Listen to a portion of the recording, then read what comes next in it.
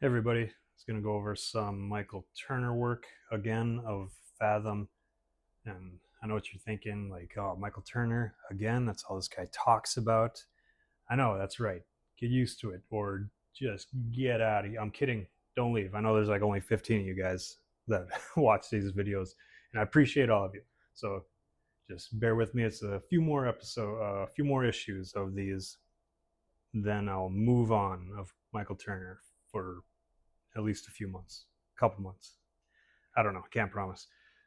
Anyway, so I read these issues, and I mean, I thought I read them. I didn't know that there was two versions of them.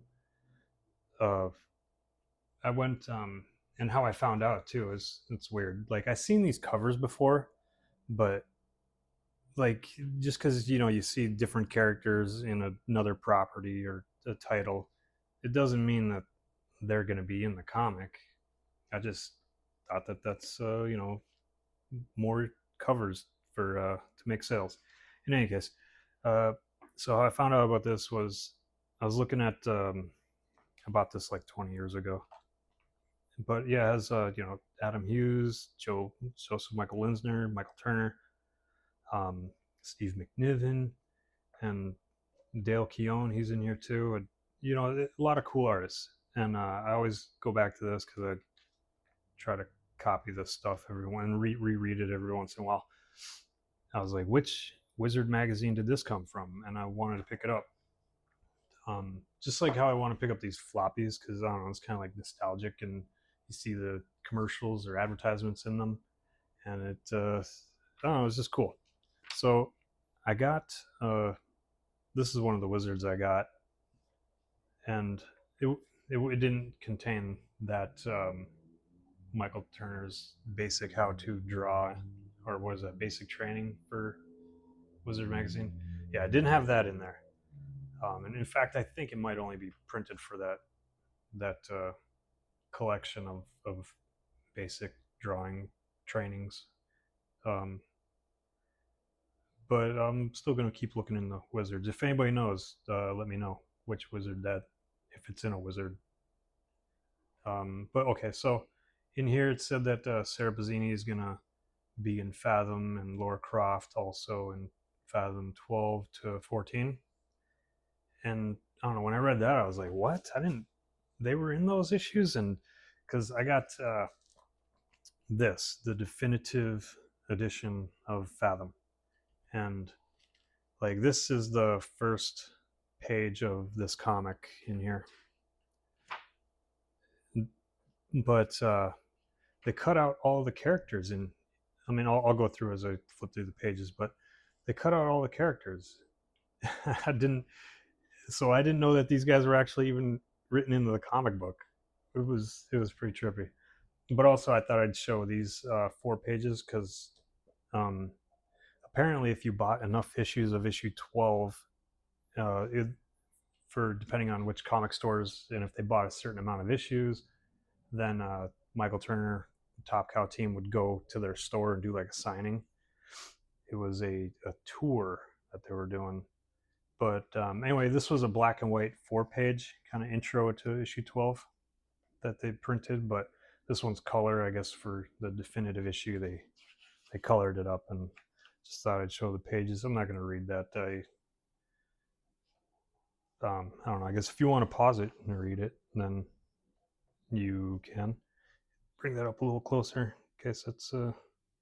But I'm sure they're just talking about how nefarious these guys are and what they've been through to get to this point, and something wicked's going to happen. I don't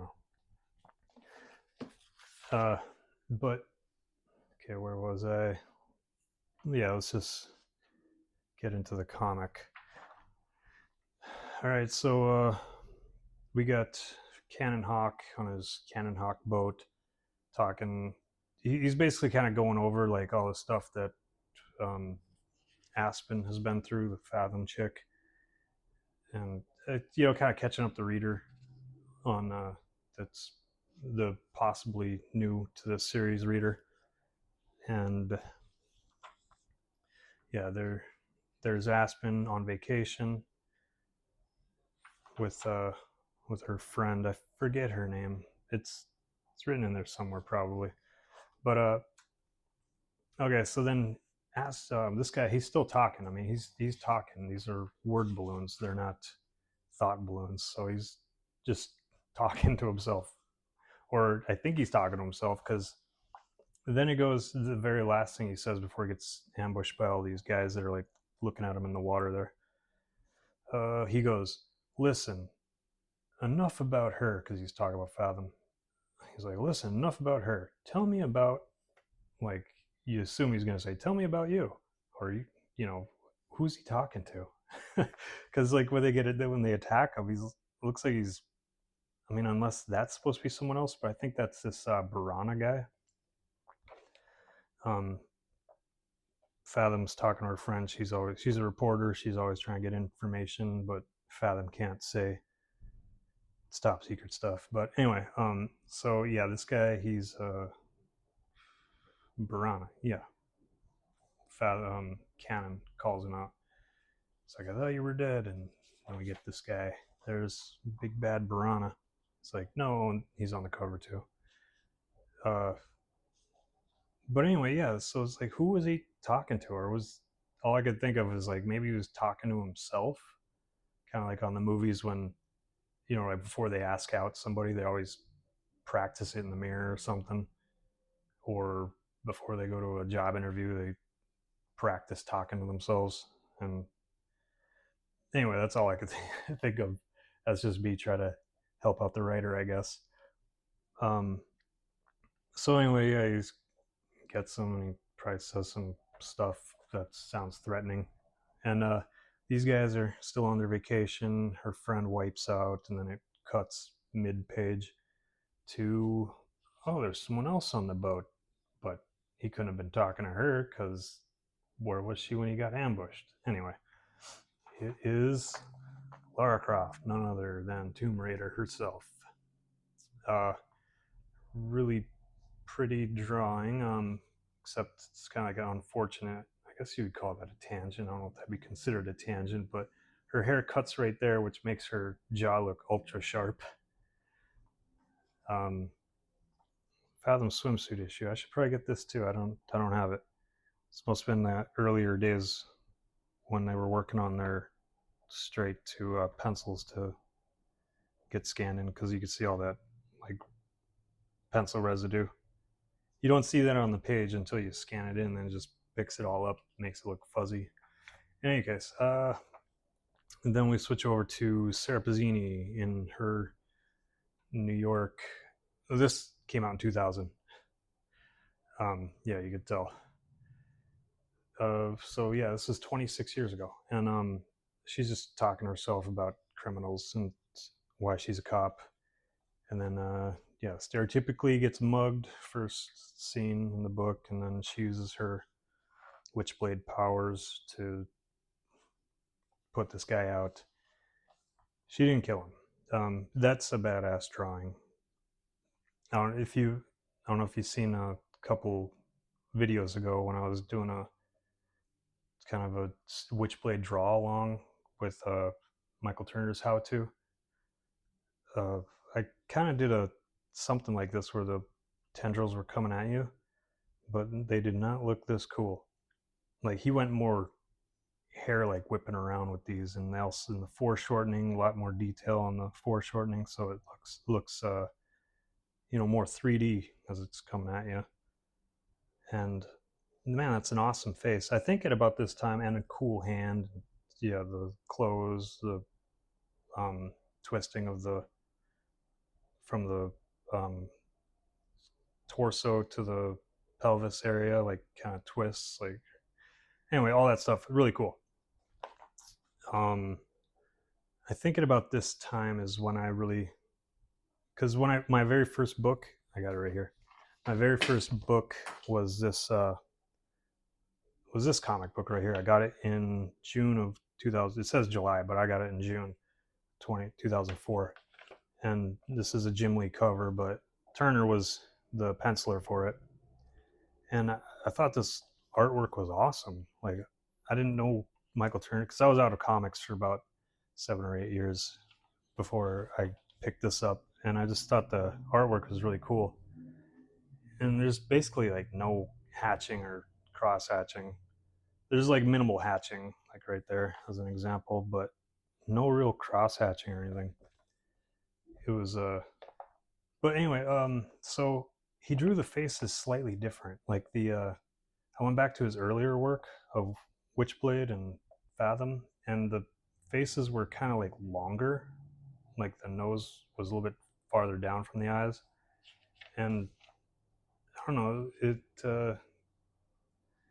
didn't. It looked like he really, for me anyway, from my own analysis, it looked like he changed up a little bit the like slight changes like in the face. The nose isn't as far. On this next page, these guys meet up. But yeah, this next page, like her face is a little bit, her nose is a little bit longer from the eyes, but like it's getting really figured out, um, to me anyway. Especially when he does the like the head tilt, like her forehead's kind of coming towards the camera. So I get anyway. That's a bit of a tangent. From issue 11 before this is, to me, it looks like a little bit of a change in his artwork, and I really liked it. Um, but anyway, okay, so she's getting mugged by this guy. I forgot to go over this point. She gets a page from Lara Croft, and yeah, it says Lara right there. And then I guess Lara tells her to tell Aspen that Cannon Hawk sent me, even though it's Lara. So it gets her attention. That's the first time these guys are meeting. And we go to Cannon Hawk here. He's waking up, looking at his hands, and I really like this kind of hatching, kind of forming the cheek right there underneath the eye. It's really cartoony because if you look at someone in real life, like they don't, it doesn't just bump out like that, but you know what he's going for, and so and nobody's eyebrows look like that, but it looks cool. And yeah, so cartooning, awesome, not just drawn from directly from a picture. Also, I think I missed something back here. Oh yeah, I was gonna. So these guys are. She's like, "How are you feeling?" Because she broke her leg during that fall, and then her friend, I forget her name, but anyway, her friend says, "Pictures." She goes, "How are you feeling?" asks Aspen. Her friend says, "Picture Santa Claus, December 26th on." Now picture him on the 26th after Rudolph pitched him out of the sleigh and Donner and Blitzen tap danced on his slave driving ass. And then Aspen's like, okay, then someone needs some painkillers. It's like, I don't know, that's so dumb. It's like, I don't know, trying to go for humor, but it's like just a long explanation of something that's dumb sounding to me. Then she's like, oh, sorry, Aspen. I was hoping we'd make your first night in New York a little more exciting than this. And then Aspen, trying to go for another joke, is like, you should be apologizing to millions of little kids. I can't even imagine dissing Santa Claus like that. Kind of, I don't know. I think they could have used, I mean, yeah, I think they could use different dialogue, which they do in the other issue. Um, but yeah, basically this dialogue right here on that panel is the same. I'll grab the other definitive edition. Uh, yeah, so they kept that. That's the same. And they kept this is basically the same. So a little slightly different dialogue right there. Anyway, like he says, he doesn't even mention that he's talking to someone else. Uh, but yeah, there's so this page got cut out. Like it just goes right to these guys, and the dialogue is different. I like this dialogue better. When she goes, Aspen asks her friend, "How are you feeling?" Her friend says, "Like someone who's switching to snowboarding from now on," because she was on her skis when she got hurt. And Aspen says, but it's much better now to be back breathing the fresh Manhattan smog. I feel like I need a vacation from our vacation. Tell me about it, her friend says. I don't know, that dialogue seems to go way smoother, and it's like it doesn't stand out as much from this, like just a poor attempt at humor. Uh, to me, anyway, like I said. And then right here, instead of saying, you should be apologizing to Santa, she says, no worries, believe me, the last thing I need isn't any more excitement. Again, that's pretty cool. Better dialogue. And then I do like this kind of seems like a slight fourth wall, not break, but more like a nod. Aspen says, this show is kind of funny as they're watching TV, but come on, how can these lazy slobs without any visible means of support live in $1 million apartment? And her friend says, it's called suspension of disbelief. It's called the suspension of disbelief, Aspen. Give it a try. And, we're reading a comic. Her friend's name is Tyler. Yeah, Tyler Kincaid. I knew it'd come back to me. She's a journalist anyway. So for this page, they cut her out completely by cropping her like that, and she's like walked outside and she's thinking to herself. But over here, Sarah's, Cannon Hawk sent me, so now I've got Aspen's attention and waking up with these guys. This dialogue I thought was funny, though. I think it worked for the humor. This badass lady, I don't like double page spreads. I don't even they work better in floppies, but even this kind of like messes it up. But all right, yeah. So anyway, she says, that is exactly the expression I wanted to see on your face, talking to Cannon. Now, if I'm you, and in this admittedly one-sided conversation, I basically am you, I'm wondering why I'm here instead of dead. Cannon, I've brought you here for a very small, very ancient reason. To which you say, Vanna, I couldn't possibly. You're very attractive, but we have absolutely nothing in common. Cannon, set aside your base instincts. I didn't bring you here to breed. And then she says some other stuff. But I thought that was funny because, you look at this chick, very like imposing and menacing looking and badass, and also very attractive. That's how she talks, and it's. I thought it was kind of funny. It's kind of like those Disney characters in the in the 90s and early 2000s. Like they had kind of like a mean demeanor because they're sinister, but they're still got a sense of humor. It's funny. Speaking of Disney, unfortunately, this guy got laid off from Disney. Or they canned him. It's Andy Park. He drew this 26 years ago. It's a great cover of Tomb Raider. Excellent artist. But okay, so anyway, we go back to Sara and Fathom. They're walking. She sees Cannon's boat, and it's funny. Sarah's like, "Well, how do you know that's his boat?" It's like, I think that's funny because it's like, how many boats have you seen that even look like that? So it's kind of like, that's how I know it's his boat. And then we got a shot of them. They're walking on the dock, and gives this pretty cool shot of this guy. He's under the water, looking up at the dock, up at them. That's awesome. That seems like that would be such a hard thing to pull off or even think of. But Turner does it, and it's on a little sliver of a panel too. Anyway, this guy breaks out, and he looks like he punches Fathom here, or Aspen. She looks like she's like 40 feet in the air or something. And she's going towards this thing. It's like a club, and she smashes through the window. And she's like, I don't know, like if I were to go down here, look at someone's body, they're like that person right there. They're probably like that tall. They start off about right there, bring it up. So she's like 2.5, I'd say 2.5 people tall up in the air. So that's like 15 feet-ish, 14, 15 feet, I'd say. and she's smashing through the window, and she's going at a pretty good, like, looks like she's going straight in, so she probably lands somewhere about right there. So I was like, what, 30 feet smashed through panes of glass.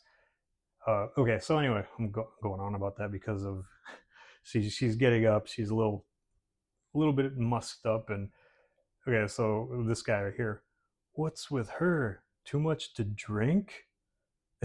That just seems so dumb and hilarious. Uh, like a good hilarious.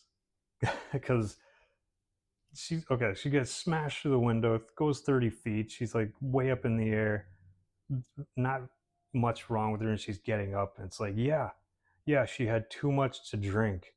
That's why she broke through this window that would normally kill somebody going at that speed and momentum.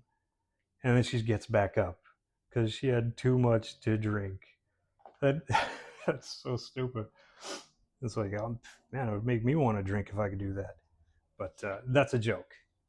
Don't drink, or drink in moderation, because anyway, yeah, you won't be able to jump 30 feet in the air and smash through windows. Okay, so next part of the story is Sara. She's left with this guy. She throws her Witchblade tendril things at him, ties him up, and then she thinks she turned him into water because the guy just goes to his water form. And yeah, Fathom Aspen explains to Sara, Witchblade lady, that he liquefied himself. He didn't. She didn't do it. This is one of the things about Turner also that I don't know if you noticed, but like it looks like when I first seen this, I thought this was two Aspens, because he draws females' faces similar, which I think is good for the most part, as long as he changes up at least their hair or something.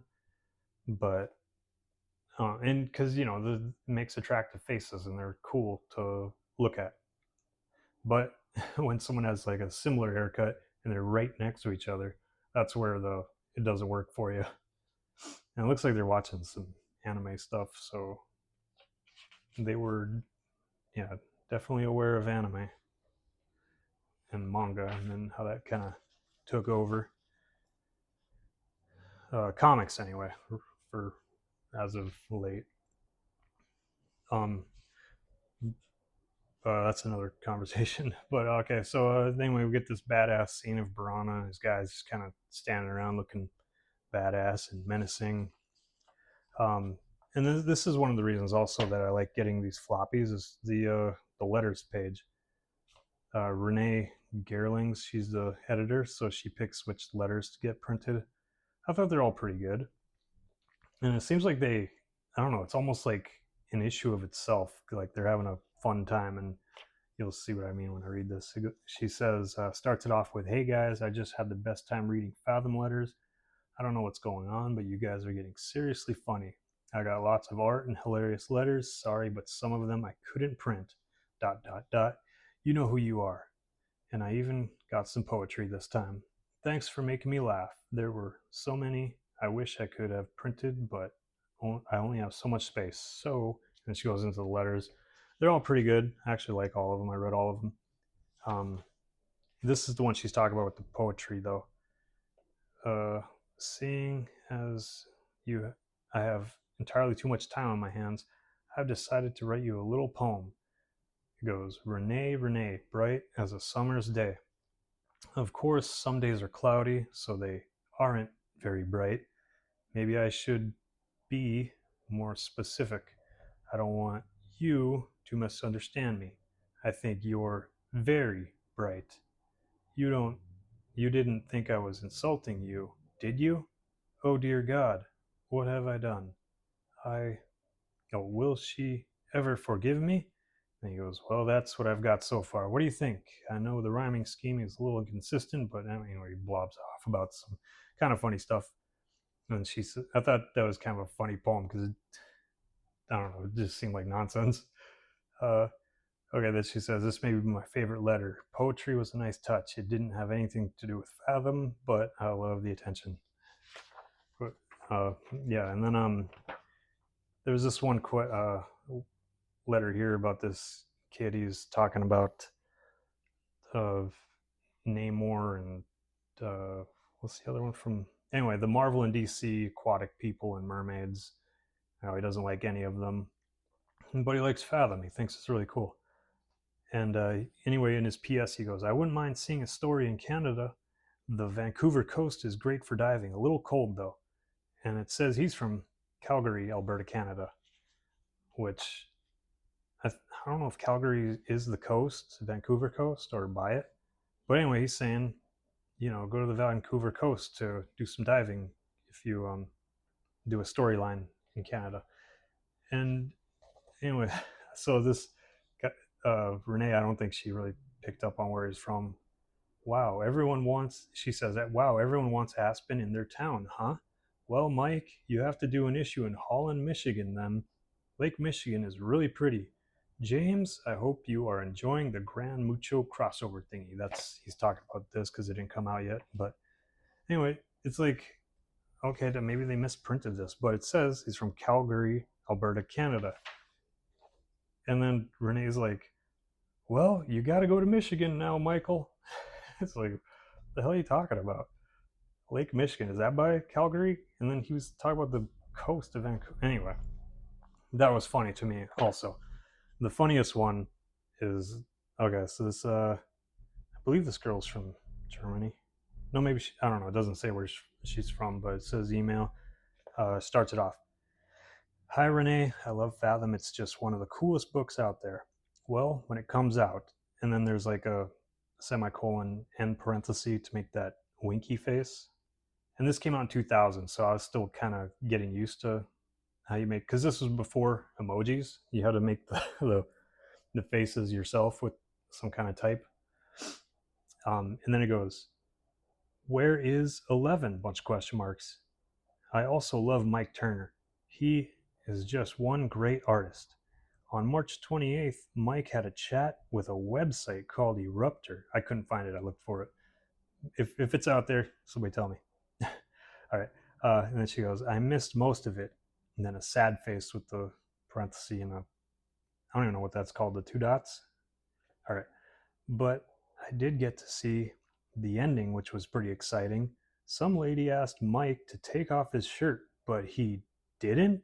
Exclamation point, question mark, exclamation point. Can you believe that? All he did was take off his jacket. Another sad face. Okay, Renee, I have a favor for you. I want you to get a pic of Mike shirtless and print it in the future issue of Fathom. Please, pretty please. This can be an I'm sorry gift to all his girl fans because Fathom was so late. He could do something else for his guy fans later, but we want to see Mike shirtless and a bunch of exclamation marks. Yeah, if anybody knows, from what I could tell, Turner was like a handsome dude, and people talked about how like his girlfriends were like basically the same girls that he drew. But yeah, guys. So in today, I found that very funny. Today's climate of talking, I don't think you could write that kind of letter anymore to girls or guys without. I mean, you can, but of course you'd have to deal with. I mean, if you're cool with dealing with the comment section, okay.